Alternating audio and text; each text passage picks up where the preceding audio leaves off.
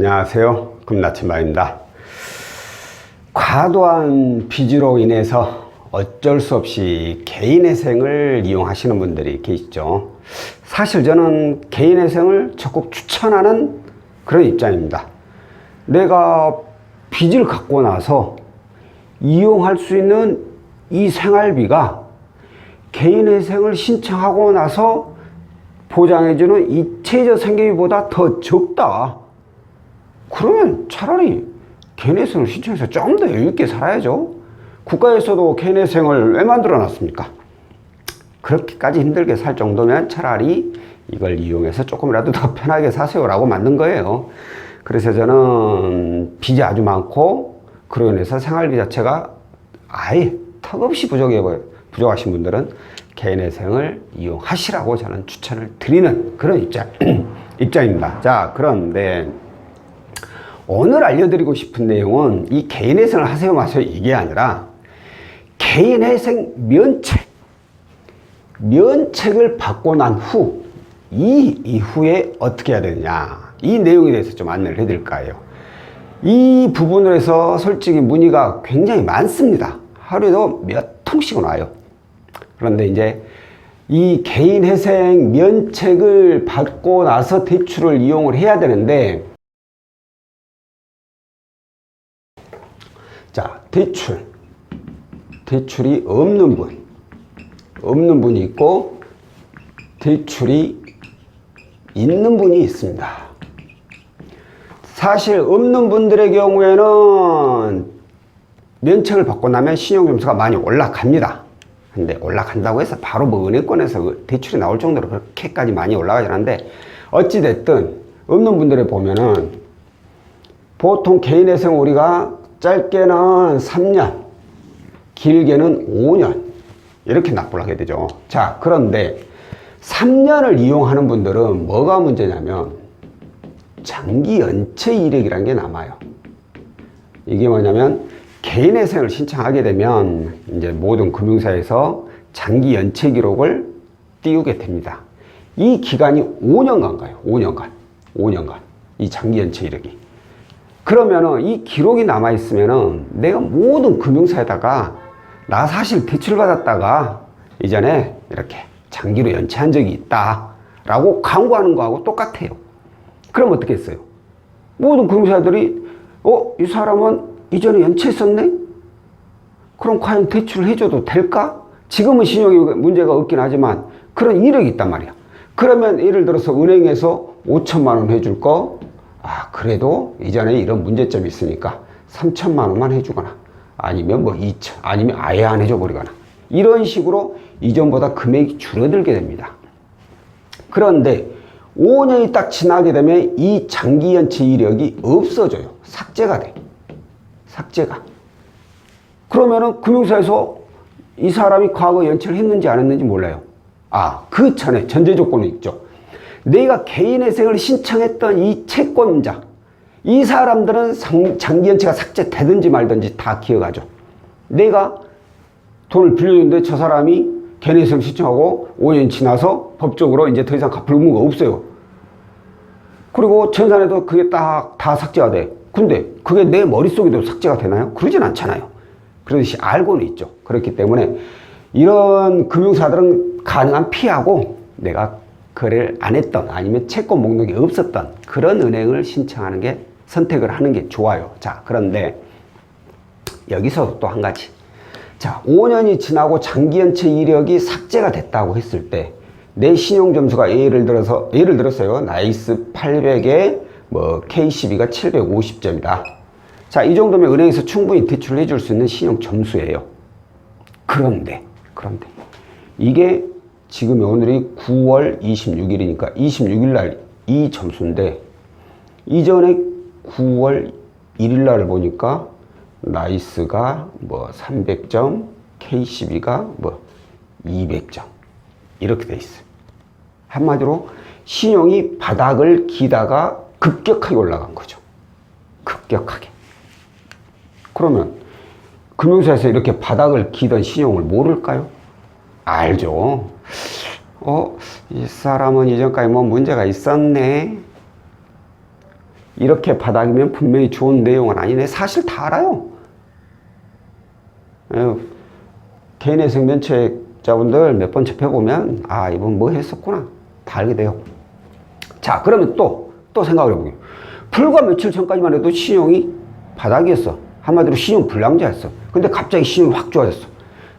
그러면 은행에서 고객님은 신용 좋으시니까 제가 대출해 줄게요. 이렇게 나오겠어요? 아니면 좀 더 지켜볼 것 같아요. 은행에서 아무래도 안정적으로 좀 더 지켜보게 되죠. 근데 이제 이런 것들이 전산에 입력하면 전산에서 나온 내용 가지고만 대출을 해주고 안 해주고 그러기 때문에 현재 내용이 가장 중요하죠. 일단은 그러니까 대출이 나오더라도 또 이와 같이 좀 덜 나오거나 아예 안 나오거나 아니면 금리가 좀 더 높거나 그러죠. 그러니까 안정적으로 내가 면책 받고 나서 대출을 신청하고 싶은데 가장 안정적이고 가장 대출을 많이 받고 가장 금리도 낮게 형성이 될 때 그때를 꼭 찾는다. 그러면 이 장기 연체 이력이 삭제가 되고 난 후 1년 뒤. 아니다. 장기 연체 이력이 삭제되고 1년 뒤.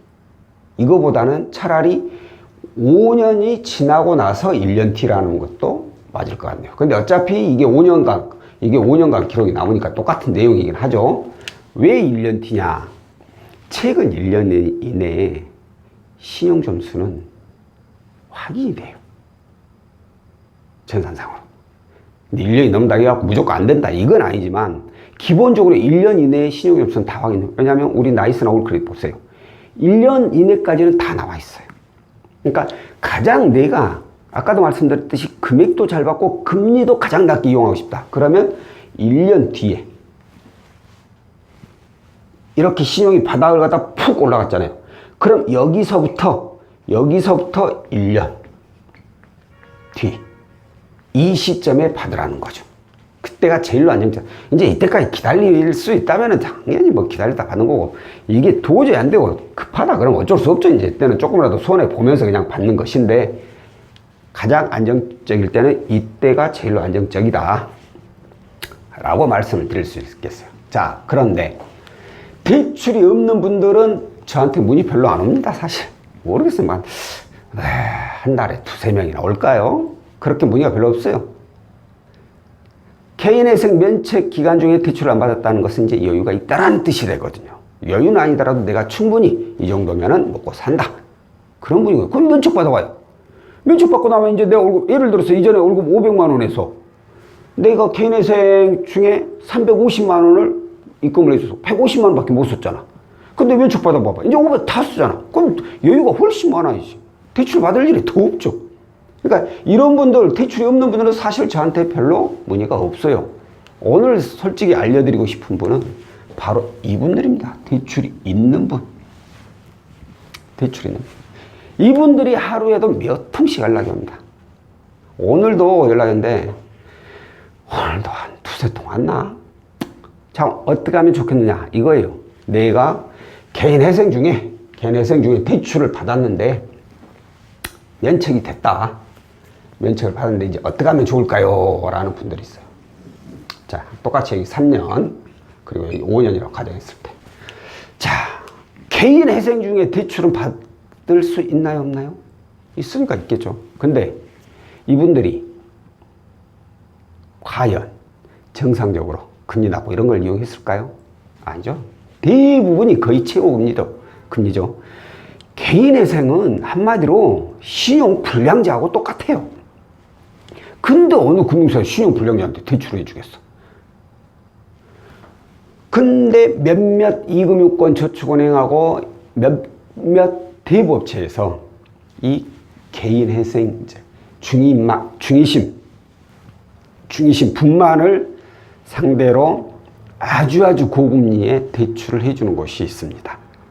그러니까 대부분이 10% 후반대 아니면 20%를 이용하고 있어요. 물론 신용회복위원회에서 소액으로 해서 저금리로 대출도 해줘요. 근데 금액이 워낙 적으니까 이제 이걸 또 이용하시는데 웬만하면 그걸 이용하는 게 좋죠. 신용회복위원회에서 소액으로. 근데 그게 아닌 이제 이렇게 이용했을 경우에 중요한 게 3년이 지났어. 3년. 이제 면책을 받았어. 3년이 지나가지고.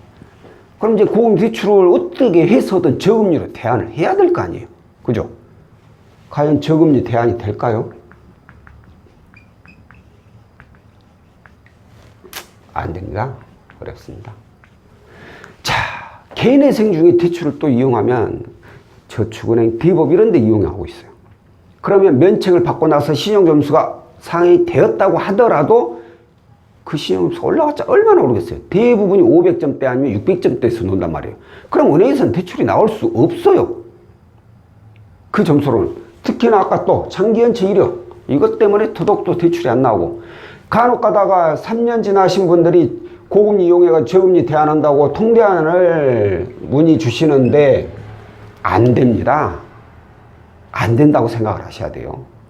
이 장기연체 이력 때문에 은행에서 대출이 안 나와버리거나 아니면 아주 소액만 나오거나 이럴 확률이 굉장히 높아요. 그렇기 때문에 저에게 문의 주신 분, 이 통대안으로 문의 주신 분들은 저는 무조건 안 됩니다 라고 해요. 다만 연봉이 4,500 이하이신 분들은 저는 그냥 정부지원자금, 금액이 많지 않지만 정부지원자금을 추천을 드려요.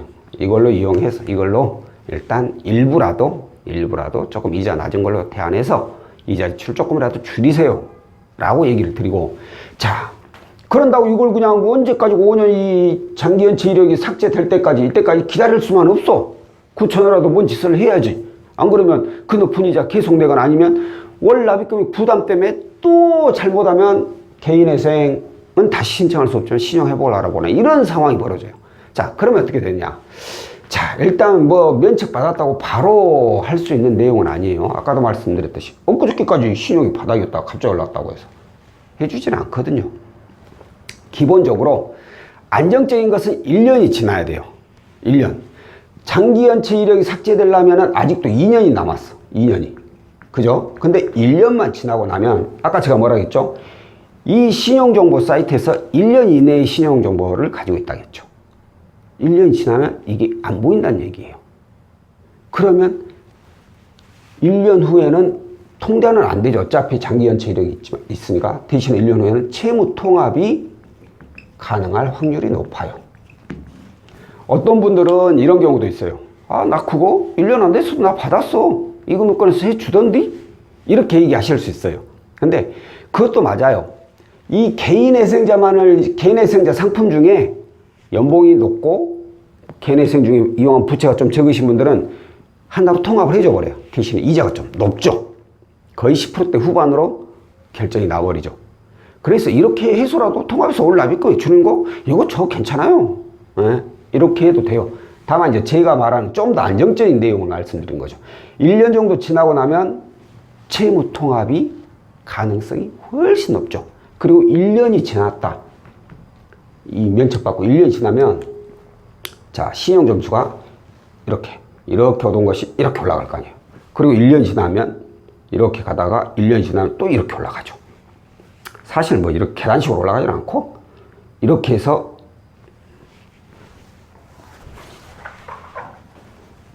여기서 이제 비스듬하게 이렇게 올라가게 되죠.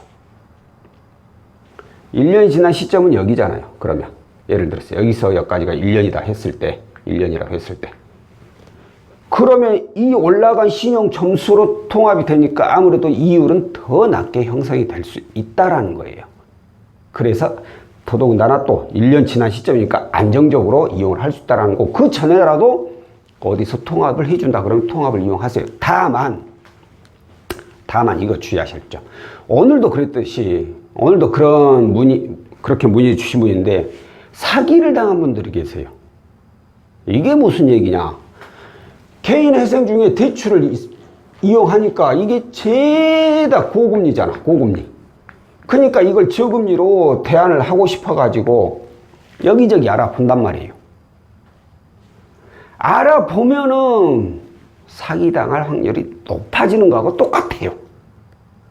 이게 무슨 얘기냐면 우리가 인터넷으로 검색을 해가지고 뭐 광고라든가 이런 거 떠 있는데 어떤 상담사가 저같이 이렇게 광고를 하는 사람들, 이런 사람들은 대부분 대출 상담사가 많아요. 그래서 사실 사기는 안 쳐요. 그런데 본인한테 날라온 스팸 전화 있잖아요. 스팸 전화, 스팸 문자. 완전 뭐 정부 지원 자금처럼 완전 저금리로 해가지고 어쩌고저쩌고 완전 세상 편해져 볼 것 같이 그렇게 광고 날리는 사람들이 있어요. 인터넷도 마찬가지야. 뭐 정부 지원 아니면 뭐 저금리 뭐 3%대 5%대 해가지고 세상에 이런 일은 없어. 쉽게 말해서 상식선을 넘어가서까지도 뭔가를 지원을 해 이런 일은 없다는 거예요. 근데 그런 거에 넘어가. 오늘 어떤 분 연락 주셔가지고 몇 병, 500인가 900인가 사기당했대요. 근데 이런 분들이 종종 있습니다. 이렇게 고금리를 저금리로 대안하려고 하시는 분들. 특히 오늘 그분은 개인 회생 중에 아직 면책 끝나지도 않았어. 본인이 납부 다 끝나면 개인 회생 면책 받은 거라고 생각하시는 분인데 절대 아니에요. 납부 다 끝나고 면책 결정문 신청하고 그리고 나서 면책 결정문 받고 그리고 나서 2주 정도 지나서 신용정보사에 등재가 된 경우에 그때가 끝난 거예요. 내가 납부 끝났다 해서 절대 된 거예요. 된 거 아니에요. 근데 나는 면책 끝난 줄 알고 이것저것 알아보다가 딱 사기당하는 거예요. 절대 그럴 일 없으니까 이런 거에 속지 마시라는 거예요. 지금요. 자, 그나저나 이렇게 해서 통합을 하고 그리고 나서 5년 장기 연체 이력이 이렇게 삭제가 딱 되면 그때는 이 통대안을 이용을 해서 저금리로 대안하는 것이 좋습니다. 어찌됐든 간에 1금융권에 저금리로 대안을 해놔야지 이자 지출도 줄이고 납입 금액도 줄이고 그래야지 내가 대출 받을 확률도 낮아진다는 거죠. 그러니까 자, 대출이 있는 분들은 뭐 내가 면책 받았다고 해서 하루아침에 이걸 갖다가 고금리를 저금리로 대안을 하고 싶어서 여기저기 알아보려고 애쓰지 말아요. 너무 애쓰지 말라는 거예요. 그러다가 사기당할 확률이 아주 높아요. 시간을 차근차근 좀 시간적인 여유를 좀 이렇게 두면서 차근차근 알아보세요. 천천히. 급하면 분명히 취하게 됩니다. 그래가지고 사기당하는 분들이 많으니까 일단 면책받고 내가 신용점수가 보통은 면책받고 나서도 신용점수가 제가 봤을 때는 나이스는 기본적으로 750점 올크레딧은 620점 이 이상은 올라서야지 그래야지 뭔가라도 한번 찔러나 보지 점수가 이 이하인 경우에는 사실 적용되는 통합상품 아니면 대안상품 이런 게 없다라고 생각을 하셔도 될 것 같아요. 자, 오늘은 개인 회생 면책 받고 나서 대출 이용하는 방법, 대출이 없는 분들에 대한 내용 그리고 대출이 있는 분들에 대한 내용 이런 내용에 대해서 안내를 해드렸고요. 다음번에는 또 다른 내용으로 찾아뵙도록 하겠습니다. 고맙습니다.